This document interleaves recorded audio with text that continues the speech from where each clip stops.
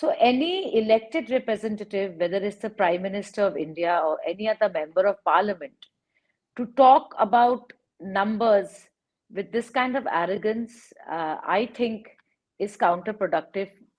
It's not going to be such an easy election for the Bharatiya Janata Party because many voters are waiting silently to change this regime. And trust me when I say that, it will happen. What the BJP is unfolding right now is a psychological warfare, saying 400 par, that BJP is going to get 370 on their own. Let's look at some simple figures.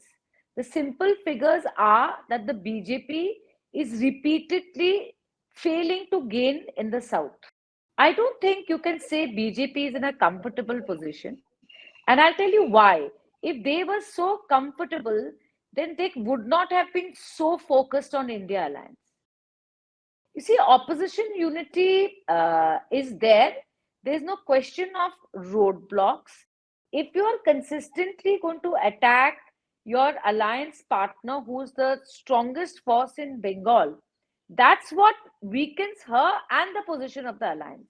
What is seat sharing? Seat sharing means the party that is the strongest in a certain constituency should go alone. It is a do or die election. I think it's a do or die election for the opposition, and it's a do or die election for the Bharatiya Janata Party.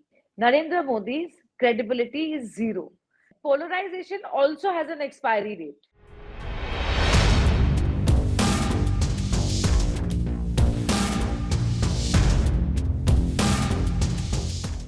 Hello and welcome to HT's weekly talk show, The Interview, and our special segment, Elections 2024, The Big Picture, wherein we talk to lawmakers across parties on the forthcoming elections.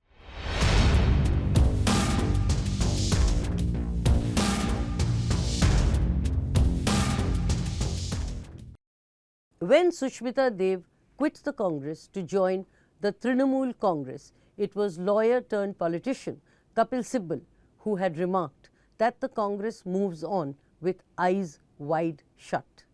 Therein, not much seems to have changed. If anything, the party seems to be blindfolded.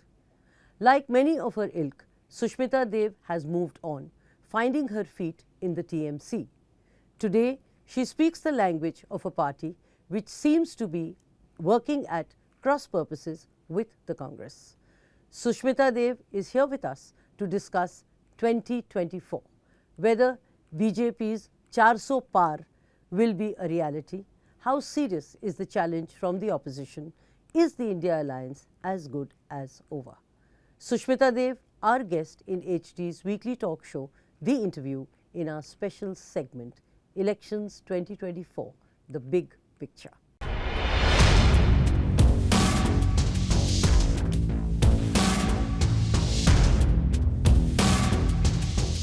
Welcome to the show, Sushmita Dev, and thank you for being here with us. My pleasure, Kumkum, always to talk to you. Let me begin with Prime Minister Narendra Modi. How do you respond to Prime Minister Modi saying that the opposition would be reduced to the visitors' gallery? I think it is pure arrogance, which is not befitting in a democracy, because it's for the people to decide. So, any elected representative, whether it's the Prime Minister of India or any other member of parliament, to talk about numbers with this kind of arrogance, I think is counterproductive to democracy. And like we have seen India shining also, Kumkum, as have you. So you don't know which way the people are going to vote given the state of affairs in the country. So let's wait and see. I will yet quote him again, quote unquote. He praised that the TMC manages to save even 40 seats, unquote, which is not a bad number, Sushmita, actually. See, Prime Minister Modi, while speaking in a budget, has to realize that there are far more serious issues on which the people of the nation wait to hear him, like unemployment, like price rise, and like the lack of inclusiveness that is the general trend in the country. But what he gave is a political speech, something you would hear in a rally where you're full blast into an election, and every party talks about the other party. So I think for Prime Minister to take the kind of digs and use the kind of sarcasm that he did in the budget speech is it's a bad precedent. So how much the Congress will get and how much the Trinamool will get, that only time will tell. But I can tell you, contrary to popular belief, it's not going to be such an easy election for the Bharatiya Janata Party, because many, many voters are waiting silently to change this regime. And trust me when I say that, it will happen. Why do you say it's not going to be easy? It's not going to be easy for the simple reason that what the BJP is unfolding right now is a psychological warfare, saying 400 par, that BJP is going to get 370 on their own. Let's look at some simple figures. The simple figures are that the BJP is repeatedly failing to gain in the south. We have seen that in north they are already at their saturation point. I think except for 2 seats in Chhattisgarh and 1 seat in Madhya Pradesh, and maybe one or two other seats here, the BJP has nowhere to gain and they are at 303. So when Rajiv ji came with 400 seats, he had not only swept the north, he had swept the south. He had swept north and south, which I don't think Prime Minister Modi is going to be able to do. So it is, to my mind, is nothing but posturing. And I can tell you for sure that in Bengal, BJP's numbers are going to go down drastically. And the panchayat elections recently held in Bengal will tell you that. So I think, this is all flexing of muscle and trying to create that narrative as if there is some massive wave of the BJP, but that's definitely not the case. Okay, it may not be 400 se par, but do you think it would be 300 se par? And would you agree that the BJP is in a very comfortable, quote unquote, position? I don't think you can say BJP is in a comfortable position. And I'll tell you why. If they were so comfortable, then they would not have been so focused on India alliance. They're going all out to, break the alliance. Even their entire narrative inside the parliament and outside the parliament is to consistently attack the India alliance. There are people out there, Kumkum, who are worried about price rise. There are people out there who are worried about unemployment. There are people out there about who don't like the way issues like privacy are being dealt with, civil liberties are being dealt with. And those people may be silent right now. They're going to come out and vote against the BJP. So I don't think the Bharatiya Janata Party is going to have a cakewalk in the 2024 election. The hype is there. While on the India alliance, let me ask you, why is the Trinamool Congress creating roadblocks, if I may use the term, in opposition unity? You see, opposition unity is there. There's no question of roadblocks. All we had asked since September of last year is to say that conclude the discussion on seat sharing. After all, an election is a number game, Kumkum. It's about who has the major number. So when the seat sharing didn't happen on a timely basis, we first waited till 30th of September, then we waited till 30th of December. And then into January, there were no conclusive talks on seat sharing. So obviously, in these circumstances, what seemed best to us is to go ahead and fight Bengal on our own. And let me tell you, the only reason is not to belittle the Congress or to humiliate them or to sort of put obstacles in the way of the alliance, but it is keeping in mind the fact that Trinamool Congress is the only party that can defeat the BJP in Bengal. And that is also on the basis of data. Data of the last Panchayat election, data of the last Assembly election, data of the last Lok Sabha election will tell you that the only formidable party to defeat BJP, which is the very purpose of the alliance, is Trinamool Congress. So it is nothing to do with creating obstacles or creating hurdles for any other party. But that's the best way forward if we have to win the number game. But statements like Mamata Banerjee saying Congress will not even get 40 seats, doesn't it send kind of a wrong message? See, I'll tell you, if you want to talk about wrong messaging, then if the Congress president of Bengal starts saying that the ED is doing a great job in Bengal and then goes to Delhi and marches against the ED because it is Sonia ji and Rahul ji at the receiving end, then he says that Bengal should have presidential rule. Then he says Mamata Banerjee is an opportunist. So I think that the messaging went wrong from that side, and there was nothing being done to rein him in.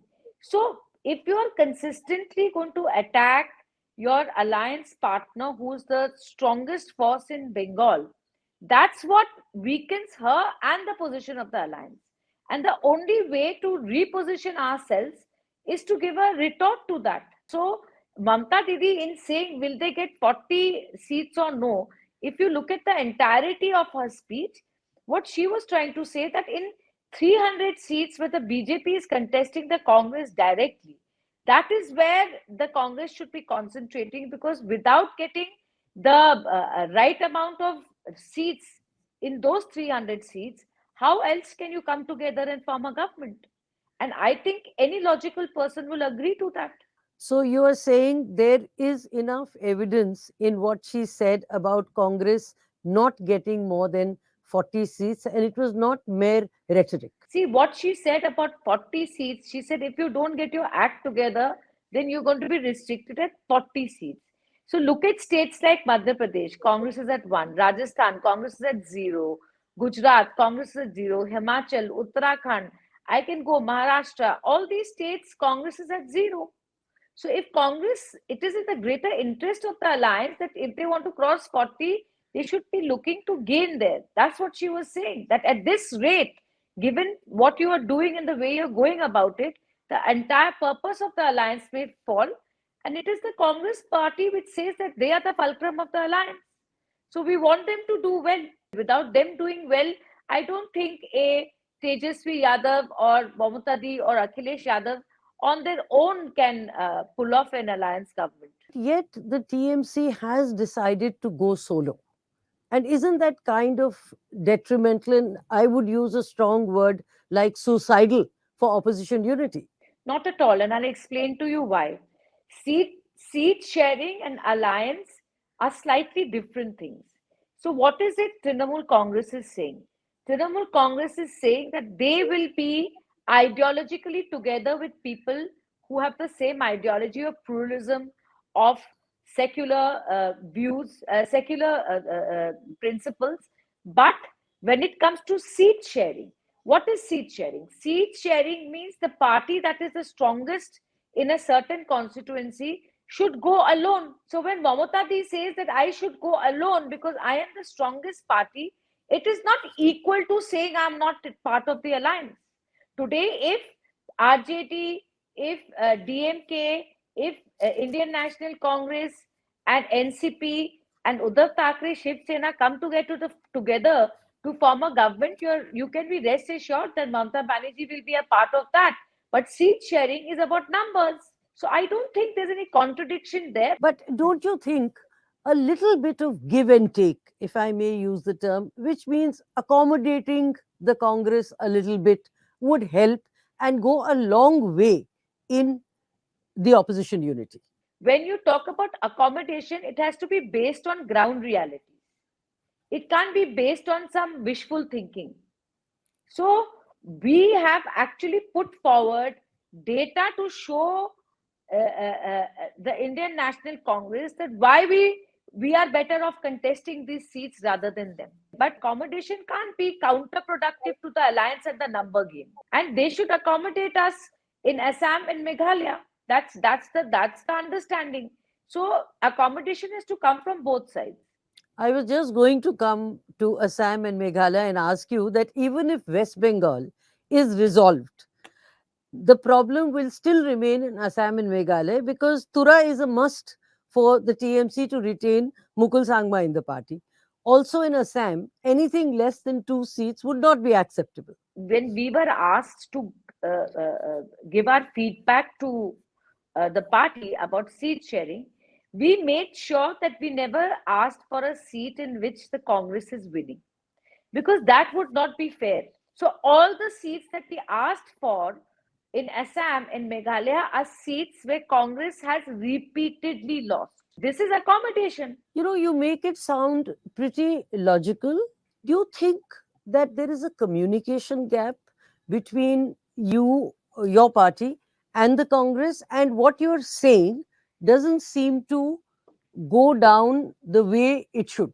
We communicated what seats we want and why we want it, and the basis on which we were asking for the seat share way back before the September meeting.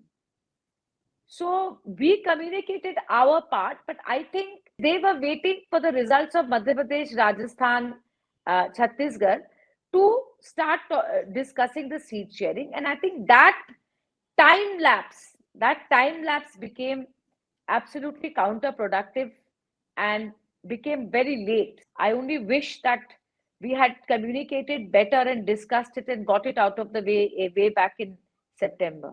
Would you agree with the Congress perception that this is only a speed breaker, and ultimately Mamata Banerjee would relent? Wrong word to use for her, but things would work out. Let me put it differently. See, Kumkum, politics is very dynamic, and I sort of cannot sit and say how Mamata Di will feel 7 days from now, or 10 days from now, or 5 days from now. But as of today, her last statement was that she's going alone in 42 seats. So, her last statement, would you put it as a speed breaker or a dead end? See, I mean, who would have imagined that Nitish Kumar would go off to the NDA?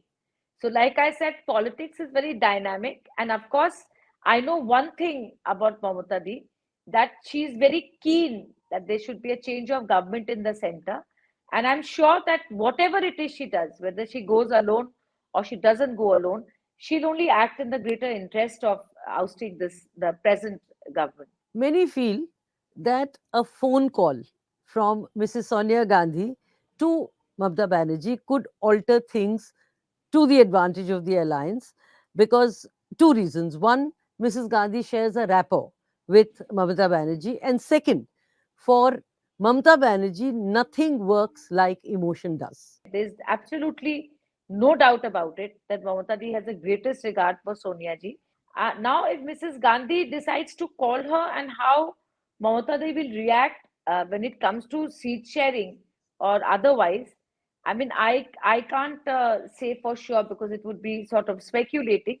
But there's no doubt that she has a lot of respect for Mrs. Gandhi.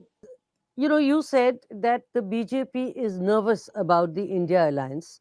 That I would like you to tell me more about. And second, the alliance falling apart. Isn't that music to BJP's ears? See, alliance has not fallen apart, first of all. Uh, Nitish Kumar ji has exited, and I can tell you that Nitish Kumar ji's anti-incumbency, like Mamata Di said, is very high.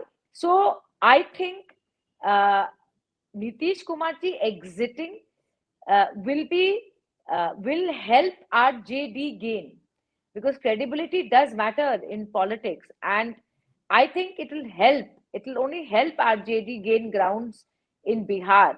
So I don't think that the alliance has fallen apart, because Akhilesh ji has already completed his seat sharing. We have seen that DMK and Congress, there's no problem with seat sharing.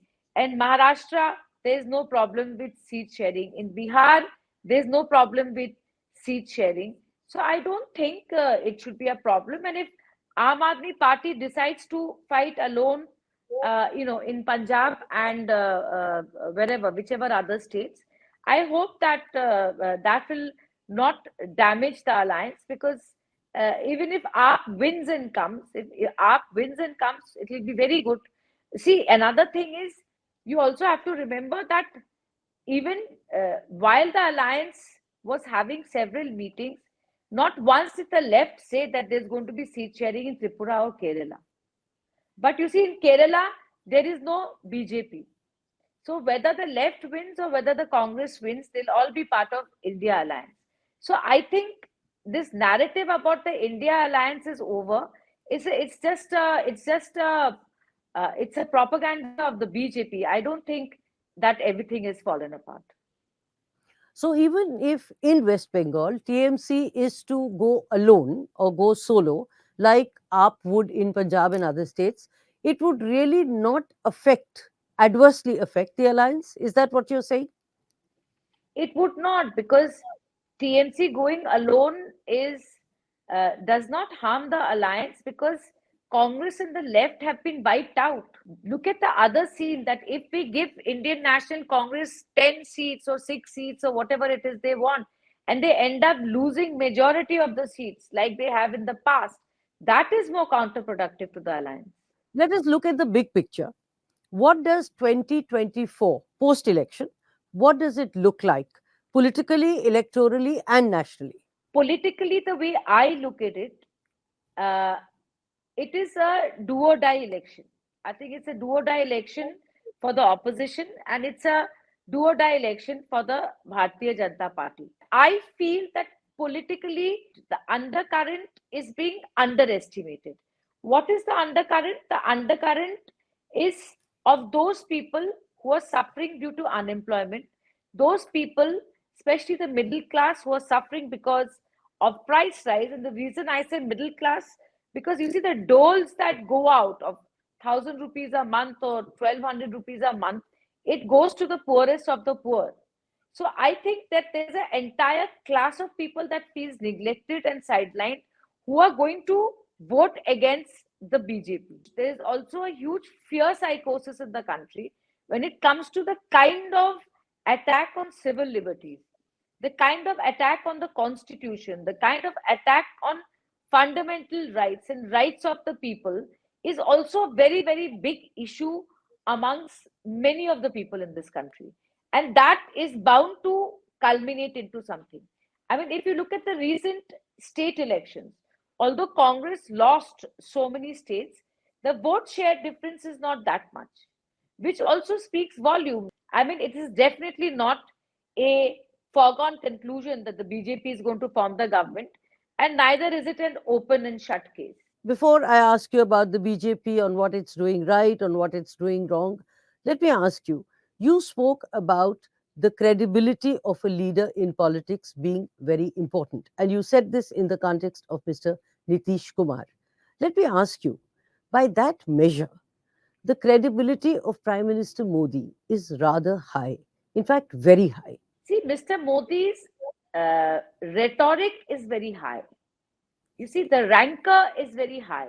What is not high is his performance.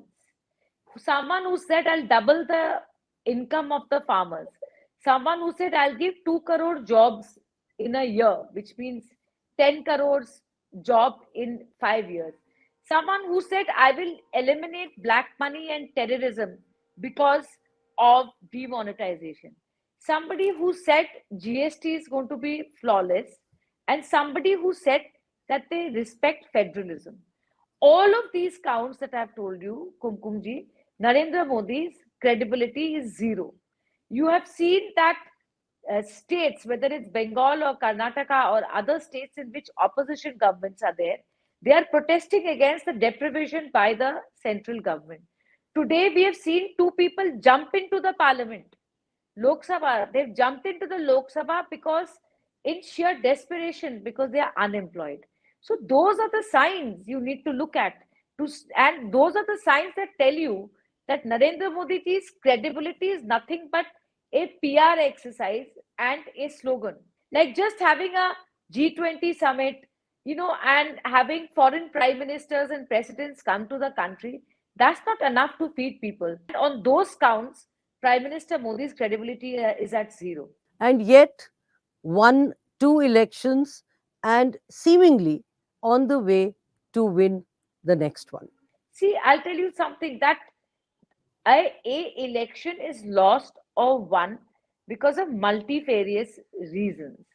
And I think the biggest challenge for any party to fight the BJP is to strengthen their organization at the grassroots, because there are enough people who don't want to vote for the BJP.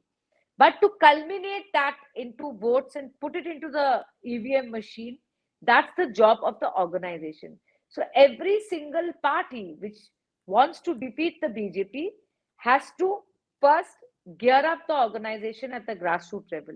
Without that machinery, I think winning an election is tough, and that's where BJP surpasses, many parties. Today, Mamata is undefeatable in Bengal because she has a narrative, she has credibility, and last but not the least, she has organization at the grassroots. And Congress should work hard to build their grassroots organization. Coming back to post election 2024, let me ask you, what is it that the BJP is doing right? You see, the only thing BJP is succeeding in, I think, is polarization. They managed to lie and convince the people, quite well. So I think polarization also has an expiry date. I mean, you can't keep polarizing again and again and winning an election, because that's what the BJP does, and will continue to do. So I'm hoping that this time the politics of polarization will not impact the election. Talking about the Uniform Civil Code, what is the TMC stand given that it has a major chunk of minority votes? I think, Kumkumji, I'll have to wait till the party speaks on it, because I have no brief on that, and neither do I have any clarity on that. Your own personal opinion, or the ground You reality as you see it? So I think UCC is nothing but a political tool and posturing by the BJP. I would love to see more policies and more schemes which give better jobs to the younger people of India. How correct is it to leave out the tribals from this and yet call it a uniform civil code? You see, uh, tribals have their own practices. I come from the Northeast, and I have seen a lot of tribal cultures. And historically, if you look at it, they've always had certain protections. But having said that, I think every religion has practices which are integral to it. As you know, there is an Article 25 in the Constitution which protects that. So one will have to see how this pans out. But I'm not at all surprised that the BJP is petrified of touching the tribal areas, because they have made quite a mess in the Northeast after Manipur. And you saw how badly they lost in Mizoram because of that. So they understand everything that the BJP does is not geared towards people's benefit. It is very much to do with their electoral prospects, and that's the game they play. Coming to Mr. Rahul Gandhi's Yatra, your leader has called it a photo opportunity for migratory birds. What is your take on it? You see, Rahulji came to Bengal for the yatra, and in a democracy, every party has the right. You have watched Indian politics very carefully. So, if I ask you that before this visit, which was the last visit that the Rahulji made to Bengal? And if you recollect, he never went except in the last election. So when Mamata says that these are fleeting visits, I mean, it is on the basis of facts. Is it prudent to write it off? And I'm not saying the TMC is writing it off, but is it prudent to write it off considering it has been getting a good response also in West Bengal? Who are we? We are no one to write off a program of any party. If Congress party thinks it went off well, good. Then we will wait for the results to see what are the results in those areas. There was a Yatra part one also, which went from Kashmir to Kanyakumari, and then you saw what happened in the election results. Before I sign off, I'm very tempted to provoke you and ask you a question about the CPM, where it says it would welcome TMC quitting the alliance. Left is a dying force, Kumkumji, and I'm not saying it because they are opponents of TMC and have been for decades. But I think it is very simple. You've seen their position in Tripura. they have how they have been practically wiped out there, and their results in the last assembly elections in Bengal will also tell you what is their position. So they are now only left in Kerala. I think the left is giving too many mixed signals. For this one, for a CPI leader to say, why is Rahul Gandhi fighting in Wayanad? You're such a big national leader, go to the north.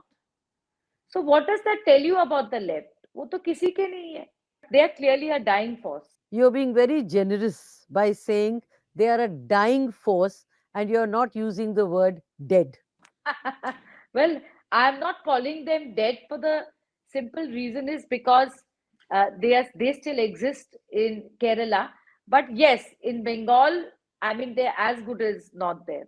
Sushmita Dev, thank you very much. Thank you for this interview. Thank you for your time. And thank you for being here with us. It's my pleasure. Thank you so much for having me on your show.